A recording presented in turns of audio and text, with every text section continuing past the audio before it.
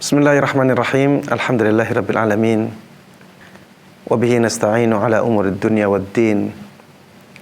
Wassalatu wassalamu ala asyrafil anbiya'i wa sayyidil mursalin. Nabiyyina Muhammadin wa ala alihi wa sahbihi wa man tabi'ahum bi ihsanin ila yaumiddin. Para pemirsa Fatwa TV dan seluruh kaum muslimin dan kaum muslimat, a'azzanallahu wa iyyakum. Pada kesempatan kali ini kita akan membaca dan menjawab pertanyaan dari saudara kita Khairus Saleh yang berasal dari Bondowoso, Jawa Timur. Pertanyaannya, Assalamualaikum. Waalaikumsalam warahmatullahi wabarakatuh. Saya ingin bertanya Ustadz, saya seorang suami yang menikah lagi secara sembunyi-sembunyi. Terus ketahuan sama istri pertama saya. Terus istri saya dan keluarga istri mengancam agar saya menceraikan istri kedua saya. Dan saya sudah lakukan itu di hadapan istri pertama saya.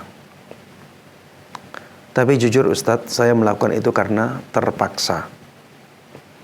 Karena saya takut istri pertama dan anak-anak saya dibawa sama keluarga istri. Bagaimana status saya sama istri kedua dan bagaimana saya harus bersikap sama istri pertama?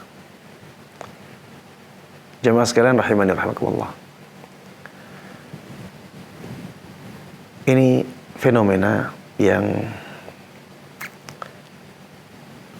pertama menunjukkan bahwa suami ini kemungkinan besar sebenarnya tidak pantas untuk poligami.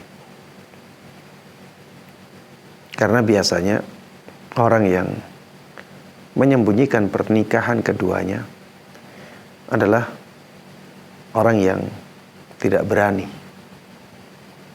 dengan istri pertamanya. Dan itu menunjukkan kekurangan dia dalam hal kepemimpinan. Kalau kurang dalam hal kepemimpinan, maka sebenarnya dia tidak pantas untuk melakukan poligami. Satu istri saja dia takut. Ya. Satu istri saja dia takut sampai menyembunyikan pernikahan keduanya. Apalagi kepada dua istri. Ini yang pertama, ya. Yang kedua, fenomena seperti ini akan menyebabkan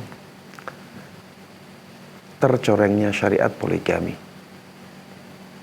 Fenomena seperti ini akan menjadikan syariat poligami semakin tidak baik, semakin buruk. Apalagi di zaman kita ini. Sudah orang di luar Islam menjelek-jelekkan syariat ini, orang Islamnya sendiri seperti ini. Melakukan hal-hal yang bisa mencoreng syariat itu sendiri.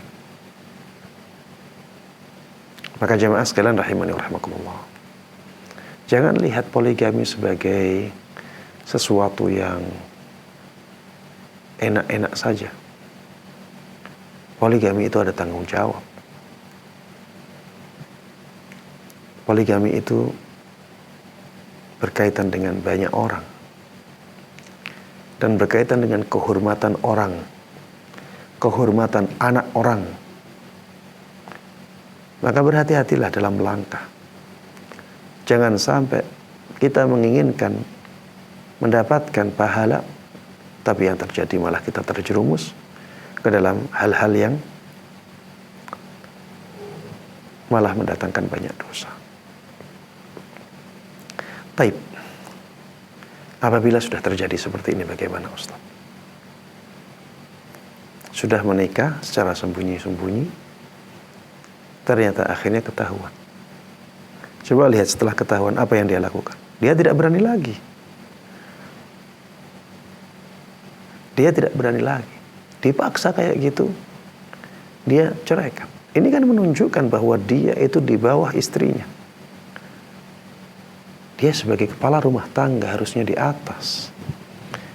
Harusnya yang memerintahkan dia, bukan dia yang diperintah. Coba lihat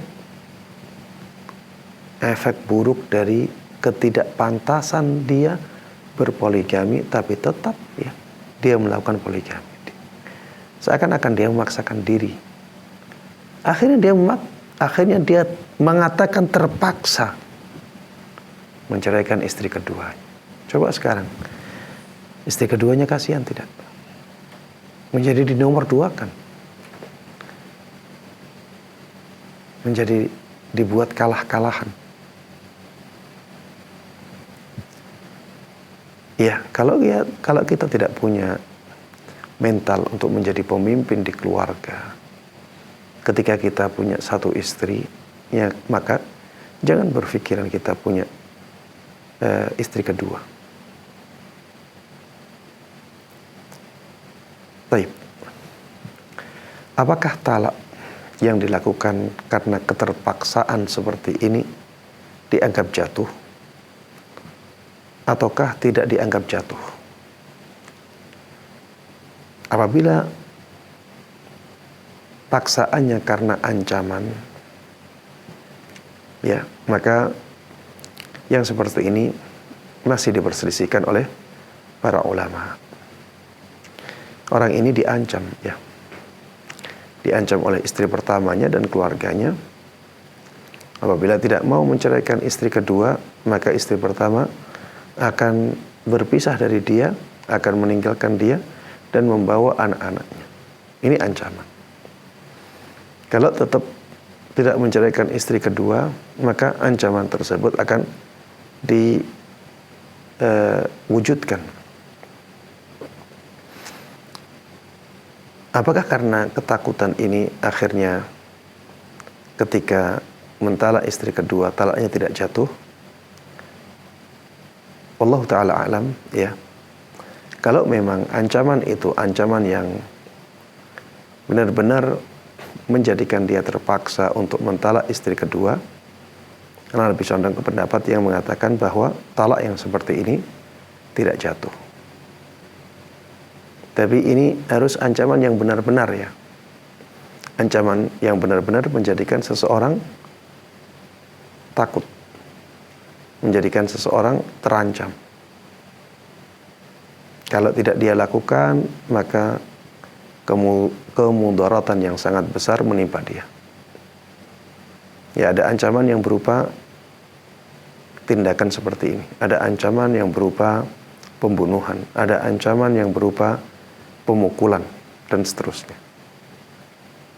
Kalau memang ancaman tersebut adalah ancaman yang menjadikan seseorang ya sangat takut sekali terkena mudarat yang besar, maka ancaman yang seperti ini menjadikan talaknya tidak jatuh. Ancaman yang seperti ini menjadikan talaknya tidak jatuh. Innallaha tajawaza an ummati al-khata'a wan nisyana wa mastukrihu alaih.